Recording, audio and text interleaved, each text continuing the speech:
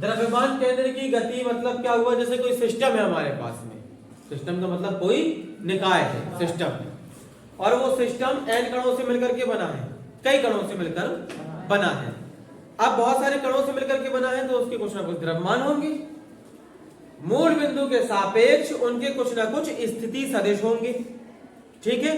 तो पूरे सिस्टम का सेंटर ऑफ मास कितना होगा, जैसे कि हमने आपको दो कणों का या n कणों का लिखवाया था, RCM वेक्टर बराबर m1r1 vector plus m2r2 vector plus dot dot dot. अगर बहुत सारे कण हैं, दो कण हैं तो दो कण सही, तीन कण हैं तो तीन कण सही, इस तरीके से।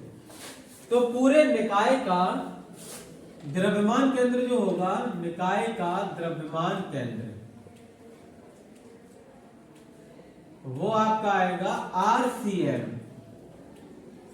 निकाय के द्रव्यमान केंद्र का स्थिति सदिश, सभी कणों का मूल बिंदु के सापेक्ष स्थिति सदिश अगर R1 R2 R3 वगैरह वगैरह है, तो पूरे सिस्टम के निकाय के द्रव्यमान केंद्र का स्थिति सदिश को RCM से व्यक्त करते हैं। RCM बराबर क्या निकलेगी value, m1 r1 vector plus m2 r2 vector plus बहुत सारे कण हैं, मान लीजिए mn rn vector upon m1 plus m2 plus dot dot dot mn, पूरे सिस्टम के सभी कणों का द्रव्यमान का योग। और अगर ऐसी बात है तो हम इसको लिख सकते हैं 1 कैपिटल M, ये कैपिटल M हमने मान लिया m1 plus m2 plus m3 dot dot dot सबका योगफल। तो ये बना हमको m1 r1 vector plus m2 r2 vector plus dot dot dot mn rn vector, RCM vector बराबर ये स्थिति सदिश। और स्थिति सदिश के परिवर्तन की समय दर को वेग कहते हैं। वेग की जो परिभाषा होती है वो ये कहती है विस्थापन परिवर्तन की समय दर को वेग कहते हैं। तो समय परिवर्तन की दर समय के सापेक्ष किसी भी भौतिक राशि का अवकलन कहलाता है।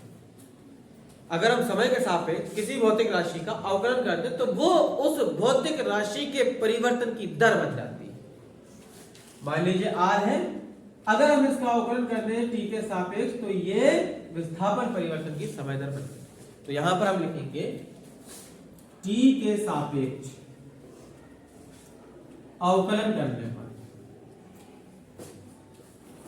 अगर हम t के सापेक्ष अवकलन करेंगे तो d dt RCM, मतलब RCM का हम अवकलन कर रहे हैं t के सापेक्ष बराबर 1/m, मास से कोई मतलब नहीं, R सदिश राशि है dr1 vector upon dt plus similarly m2 dr2 vector upon dt plus dot dot dot mn drn vector upon dt, right.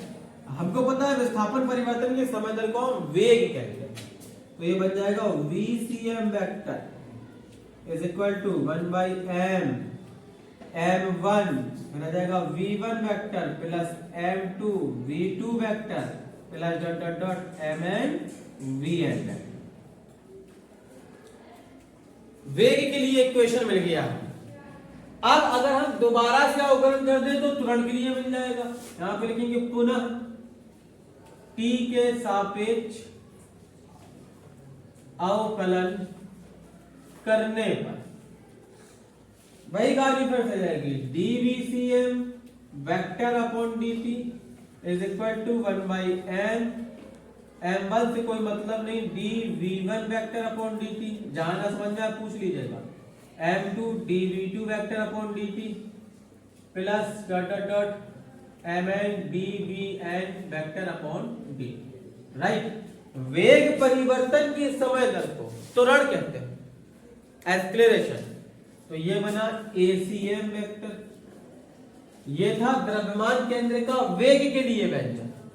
अब आ रहा है द्रव्यमान केंद्र के त्वरण के लिए व्यंजन। ये द्रव्यमान केंद्र का त्वरण निकल करके आ रहा है, m का मल्टीप्लाई कर दें बराबर बनेगा m1 a1 vector m2 a2 vector plus dot dot dot mn an vector.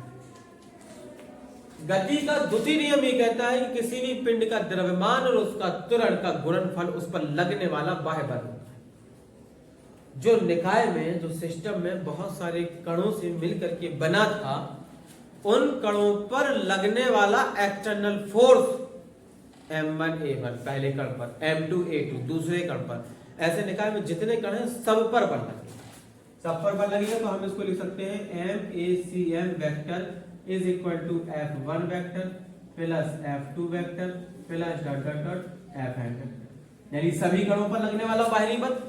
और अगर हम बाहरी बल को टोटल एक साथ लिखना चाहें तो हम लिख सकते हैं EFXT मतलब F external is equal to F1 vector plus F2 vector plus dot dot dot Fn vector, so that MACM vector is equal to हो जाएगा टोटल एक्सटर्नल फोर्स के बराबर।